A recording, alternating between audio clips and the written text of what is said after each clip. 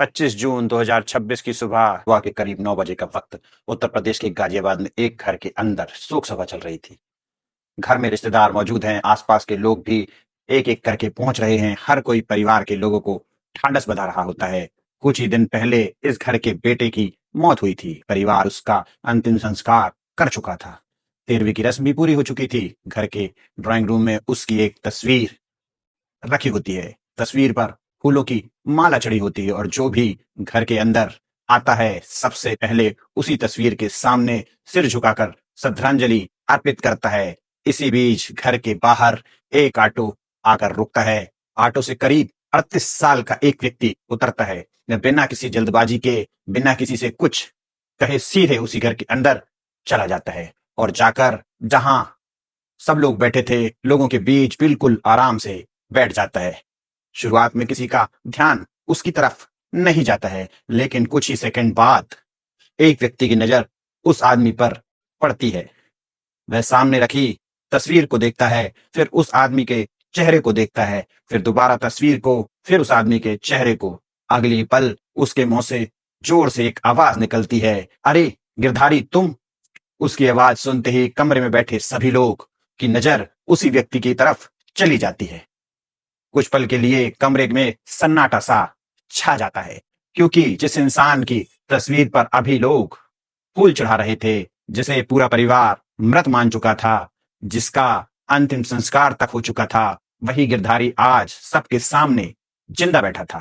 कुछ लोगों को अपनी आंख पर यकीन नहीं हो रहा था और कुछ लोग डरकर पीछे हट गए थे, तो कुछ लोग बिना एक पल गवाए घर के बाहर निकले और सीधे 112 पर फोन मिला दिया।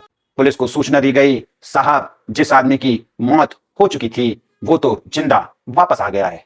यह सुनकर पुलिस भी हैरान रह गई, क्योंकि इस गिरधारी की कथित मौत के मामले में पहले से ही 7 लोगों के खिलाफ मुकदमा दर्ज हो चुका था। पुलिस कई दिनों से उसी मामले की जांच कर रही थी, लेकिन अब सबसे बड़ा सवाल यह था कि अगर गिरधारी जिंदा है तो फिर उस नहर से मिला शव आखिर किसका था। नमस्कार, मैं हूं आशीष मिश्रा और आप देख रहे हैं जबलपुर क्राइम तक। आज की कहानी किसी फिल्म की स्क्रिप्ट नहीं, बल्कि उत्तर प्रदेश के गाजियाबाद से सामने आया एक ऐसा वास्तविक मामला है जिसने पुलिस, परिवार और पूरे इलाके को हैरानी में डाल दिया। आखिर गिरधारी इतने दिनों तक कहां था? परिवार ने दूसरे शव को गिरधारी कैसे मान लिया? और आखिर पुलिस किसकी मौत की जांच कर रही थी? आइए इस पूरी कहानी को शुरू से विस्तार से समझते हैं। तो इस पूरी घटना को समझने के लिए हमें वक्त का पहिया करीब 1.5 महीने पीछे ले जाना होगा। तारीख थी 13 मई 2026। उत्तर प्रदेश का गाजियाबाद जिले के कौशाम्बी थाना क्षेत्र का वैशाली सेक्टर 5। इसी इलाके में मौजूदा कल्पना अपार्टमेंट के बाहर रोज की तरह एक महिला अपना अंडे का ठेल लगाकर बैठी होती है। परिवार की आर्थिक जिम्मेदारी लगभग उसी के कंधों पर होती है, इसलिए हर सुबह वह अपने काम में जुट जाती थी। उस दिन भी सब कुछ सामान्य था।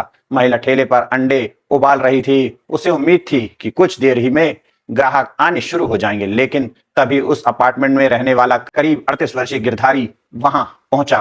प्रत्यक्षदर्शियों के मुताबिक गिरधारी बिना किसी बातचीत या बहस के सीधे ठेले के पास जाता है और उबलते हुए पानी से भरा भगोना उठाकर महिला के ऊपर फेंक देता है। गर्म पानी शरीर पर गिरते ही महिला दर्द से जोर जोर से चीखने लगती है। वह अपनी जान बचाने के लिए इधर उधर भागती है और पास में मौजूद एक ऑटोमोबाइल की दुकान के अंदर जाकर छिप जाती है। उसे डर था कि कहीं गिरधारी दोबारा उस पर हमला न कर दे। महिला की चीख सुनकर आसपास मौजूद लोग भी दौड़कर वहां पहुंच जाते हैं। उसी दुकान के अंदर उस समय शैलेश वर्मा, धर्मेंद्र वर्मा और सुनील वर्मा मौजूद थे। तीनों ने तुरंत बीच बचाव किया, गिरधारी को रोका और उसे वहां से चले जाने को कहा। कुछ देर तक माहौल तनावपूर्ण बना रहा, लेकिन इसके बाद गिरधारी वहां से चला गया। घायल महिला को इलाज के लिए अस्पताल ले जाया गया। उस समय लोगों को लगा कि मामला यहीं खत्म हो जाएगा, लेकिन उन्हें नहीं पता था कि यह सिर्फ शुरुआत थी। अगले ही दिन एक और हमला होने वाला था, जिसके बाद पूरा मामला पुलिस तक पहुंच गया। अब आती है अगली सुबह 14 मई 2026। विशाली सेक्टर 5। रोज की तरह दुकानें खुलनी शुरू हो चुकी थी। शैलेश वर्मा भी अपनी ऑटोमोबाइल की दुकान खोलने पहुंचे थे। वहीं दुकान का शटर उठा ही रहे थे, तभी अचानक गिरधारी वहां पहुंच जाता है। इस बार उसके हाथ में एक हथौड़ी थी। इससे पहले कि शैलेश कुछ समझ पाता, गिरधारी पूरी ताकत से हथौड़ी उसके सिर पर वार कर देता है। वार इतना जोरदार था कि शैलेश के सिर से खून बहना शुरू हो जाता है। उसकी चीख सुनकर आसपास मौजूद लोग दौड़कर मौके पर पहुंचते हैं। भीड़ को अपनी तरफ आता देखकर गिरधारी वहां से भाग निकलता है। घायल शैलेश को तुरंत अस्पताल ले जाया जाता है, जहां डॉक्टर उसका इलाज शुरू करते हैं। मीडिया रिपोर्ट के अनुसार उसके सिर पर गंभीर चोटें आई थी और कई टांके लगाने पड़े थे। लगातार 2 दिन में हुई इन घटनाओं से पूरे इलाके में डर का माहौल बन जाता है। इसके बाद स्थानीय लोग कौशाम्बी थाने पहुंचते हैं। वे पुलिस को पहले महिला के साथ हुई घटना और फिर शैलेश पर हुए हमले की एक एक करके पूरी जानकारी देते हैं। लोगों की मांग साफ थी, गिरधारी के खिलाफ सख्त कार्रवाई की जाए ताकि आगे किसी और के साथ ऐसी घटना ना हो। शुरुआत में पुलिस ने मामला दर्ज कर कानूनी कार्रवाई शुरू की, लेकिन स्थानीय लोगों का आरोप था मामला जितनी गंभीरता से लिया जाना चाहिए था उतनी गंभीरता से लिया नहीं गया। इसी बीच कुछ दिन और गुजर गए। फिर आता है 17 मई 2026 का दिन, जिस दिन इलाके के लोग कई बार फिर थाने पहुंचते हैं और कार्रवाई की मांग करते हैं। इसके बाद पुलिस गिरधारी के खिलाफ मामला दर्ज कर उसे गिरफ्तार कर लेती है। लेकिन किसी ने ये नहीं सोचा था कि कुछ ही दिनों बाद यह मामला ऐसा मोड़ लेगा जो पूरे गाजियाबाद को हैरान करने वाला होगा।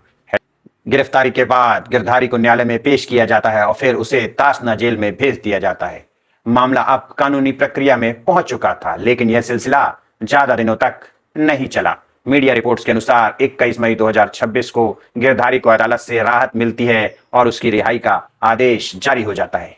परिवार के लोग भी उसे लेने के लिए जेल के बाहर पहुंचते हैं। सभी को उम्मीद थी कि गिरधारी बाहर आएगा और उसके बाद वह अपने घर लौट जाएगा, लेकिन काफी देर इंतजार करने के बाद भी वह दिखाई नहीं देता है। पहले तो परिवार वालों को लगा कि शायद वह किसी परिचित के साथ निकल गया होगा।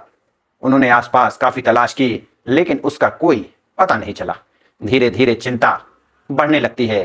परिवार ने रिश्तेदारों से संपर्क किया, दोस्तों से पूछताछ की और जिन जिन जगहों पर उसके जाने की संभावना थी वहां पर भी खोजबीन की गई, लेकिन गिरधारी का कोई सुराग नहीं मिला। इसके बाद परिवार फिर पुलिस के पास पहुंचा और उसके लापता होने की जानकारी दी। सोशल मीडिया पर भी उसकी तलाश शुरू कर दी गई। दिन गुजरते रहे, लेकिन गिरधारी का कोई पता नहीं चला। परिवार लगातार उसकी तलाश में जुटा रहा। किसी को अंदाजा भी नहीं था कि कुछ दिनों बाद एक ऐसी खबर आने वाली है जो पूरे मामले को बदल कर रखने वाली है।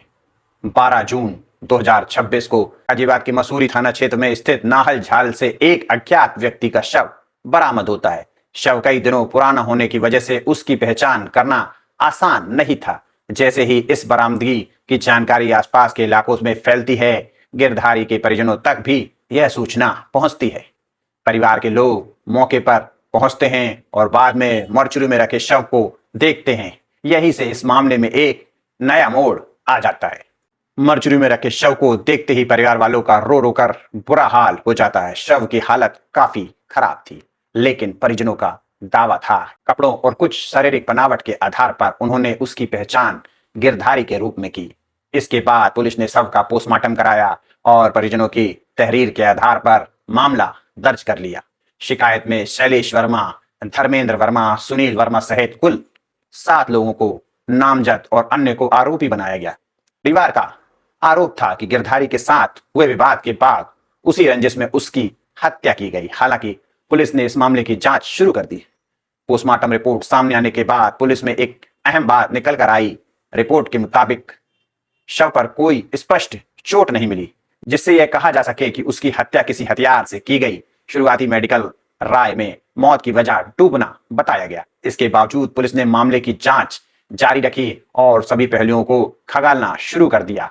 उधर परिवार लगातार आरोपियों की गिरफ्तारी की मांग करता रहा। उसका कहना था कि जब हत्या का मुकदमा दर्ज हो चुका है तो कार्यवाही भी होनी चाहिए। दूसरी तरफ जिन लोगों के खिलाफ मुकदमा दर्ज हुआ था वे भी खुद को बेगुनाह बता रहे थे। पूरे इलाके में इस केस की चर्चा शुरू हो चुकी थी, लेकिन किसी ने भी नहीं सोचा था कि कुछ दिनों बाद ऐसा होने वाला है जिससे पुलिस की पूरी जांच की सवाल के घेरे में आ जाएगी।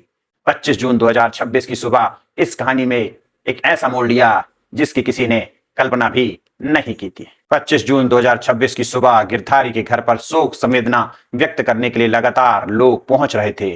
कोई परिवार को ढाढ़स बंधा रहा था तो कोई सामने रखी तस्वीर पर फूल अर्पित कर रहा था।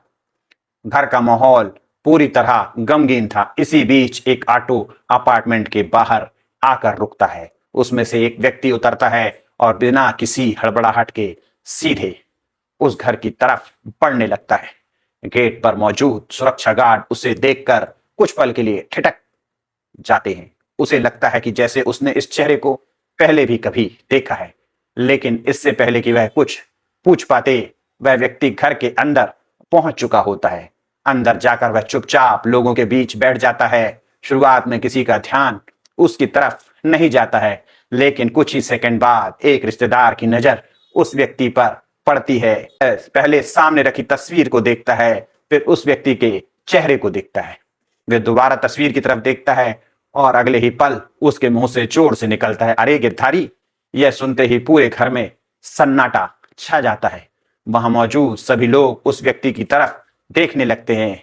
किसी को अपनी आंखों पर यकीन नहीं होता है, क्योंकि जिस व्यक्ति का अंतिम संस्कार हो चुका था, जिसकी 13वीं की रस्म भी पूरी हो चुकी थी, वही इंसान आज सबके सामने जिंदा बैठा होता है। कुछ लोग डरकर घर से बाहर निकल जाते हैं, जबकि कुछ लोग 112 पर कॉल करके पुलिस को सूचना देते हैं। सूचना मिलते ही कौशाम्बी थाना पुलिस मौके पर पहुंच जाती है।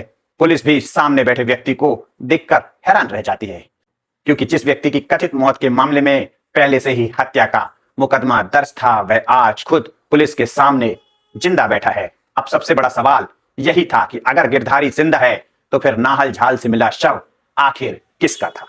यही सवाल अब पुलिस की जांच का सबसे बड़ा केंद्र बनने वाला था। पुलिस गिरधारी को अपने साथ थाने ले जाती है। वहां उससे एक एक करके सवाल पूछे जाते हैं। सबसे पहला सवाल यही था कि आखिर 21 मई से 25 जून तक वह कहां था।